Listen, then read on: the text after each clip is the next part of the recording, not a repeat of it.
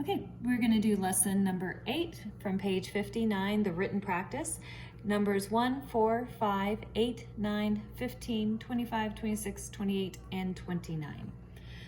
Question number 1 says use digits and comparison symbols to write 1 3/4 is greater than 1 3/5. So we have the number 1 and 3/4. So that's the mixed number 1 with the fraction 3/4. And that is greater than 1 and 3/5. So we have another mixed number 1 and, 3/5. 1 3/4 greater than 1 3/5. Question number 4. List the single digit divisors of 1,680. So this is one of those problems where you have to walk through all of the first 9 single digit divisors. We automatically know that 1 is a divisor for any number, so we can just throw that up there. It is an even number. That's the rule for 2s. So yes, it can be divisible by 2.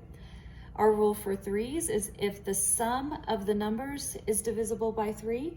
So 1 plus 6 is 7, plus 8 is 15. That's our sum. And yes, 15 is divisible by 3. So that is one of our divisors.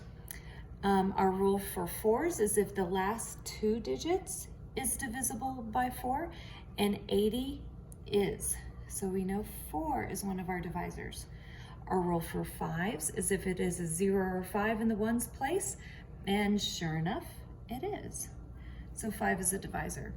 Our rule for 6s is if 2 and 3 are both divisors, then 6 is also going to be a divisor.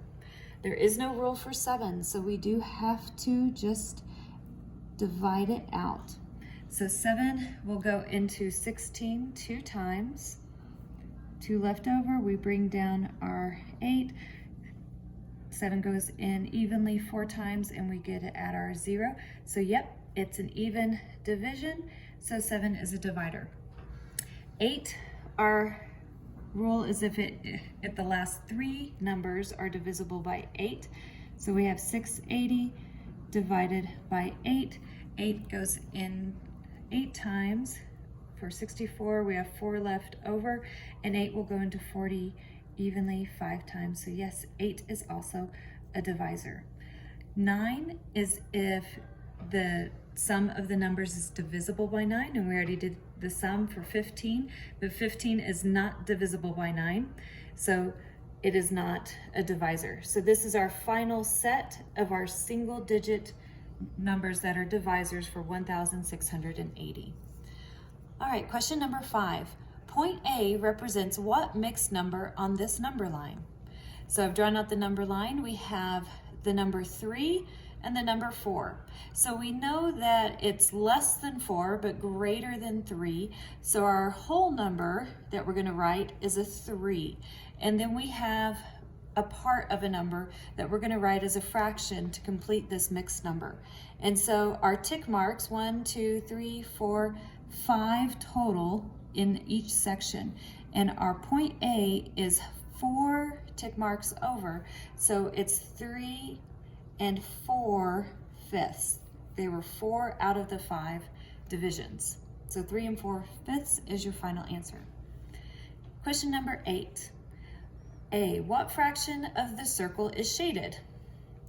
And I've drawn out our circle here, and we notice that there are 8 separate sections, and 3 out of the 8 are shaded. And what fraction of the circle is not shaded? 5 out of the 8, or 5/8 is not shaded. Question number 9 is similar, but instead of asking for a fraction, it's asking for a percent. And so what percent of the rectangle is shaded? And we have 1 section out of 5 that is shaded. So we need to find out what percent is each section. So if there's 100% total, and we're dividing it by 5, 5 goes into 100 20 times. So each one of these sections is worth 20%. So our shaded section, our answer for A is 20%. And then B, what percent of the rectangle is not shaded? We have 4 of these. 4 times 20 is 80, or you can simply count it out, 20, 40, 60, 80. 80% is our answer for the unshaded portion of our rectangle.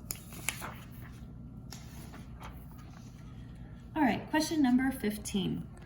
We have an unknown variable. E divided by 15 is equal to 15. And we want E all by itself. And since division is the arithmetic function that is happening here, and to get rid of this 15, we need to do the inverse. So we're going to multiply by 15, which is the inverse of division. And we have to do it to both sides. This 15 divided by 15 is going to cancel out and equal 1, leaving us with just E is equal to 15 times 15. And we can do that arithmetic. 5 times 5 is 25, carry our 2, we have 75, put your 0 down. 1 times 5 is 5, 1 times 1 is 1, and so 75 plus 150, we get 225. So our final answer is E is equal to 225. Question number 25. If T is equal to 1,000 and V is 11, find the following. So we have T minus V.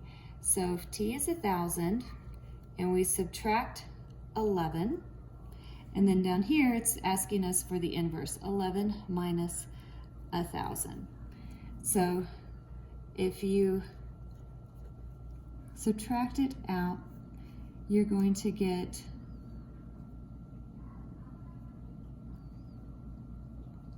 and then that cancels out to 0. So you have 989 as our answer, 989 right here. And then when you have to do the inverse direction for subtraction, you can use your same number, but your answer is always going to be the negative of that number. So you can always take your larger number and subtract your smaller, but you have to remember to provide that negative. So A is 989 and B is negative 989. Number 26. The rule of the following sequence is K is equal to 3n minus 1. What is the 10th term of the sequence? So we're going to find out what K equals when n is 10. So as we move up in our sequence, we have to figure out what the 10th term is.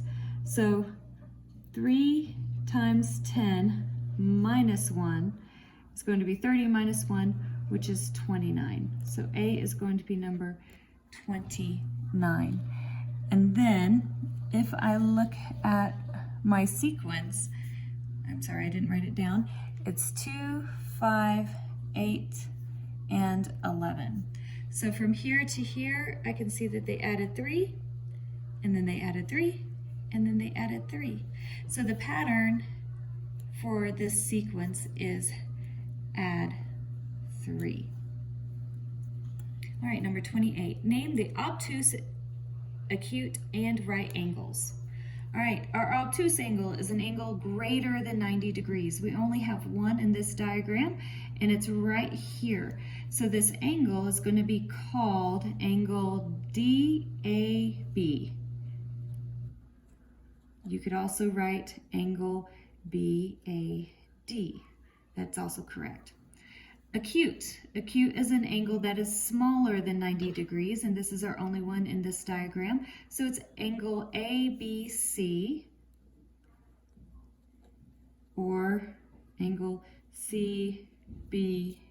And then right angles. We actually have two of them. They are the two 90-degree angles. So we have ADC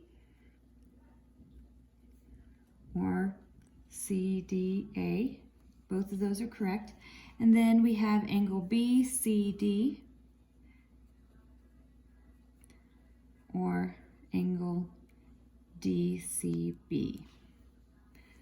All right, remember those can be written either direction, so either of those answers for each of those is correct. All right, our last question, number 29. Name a segment parallel to DA. So if we're looking at this diagram again, we have DA right here, and we want the segment that is parallel, which means it does not intersect. And because this line intersects, and this line intersects, this is the line that is parallel. And so it's line segment CB, or segment BC. Then it asks B, name a segment perpendicular to DA. So DA is right here, and the line that comes in at a 90-degree angle is going to be this segment. This one is an obtuse angle. This is my 90-degree angle, so it is perpendicular. So it's my segment CD or DC that is perpendicular to AD. All right, and that is lesson 8.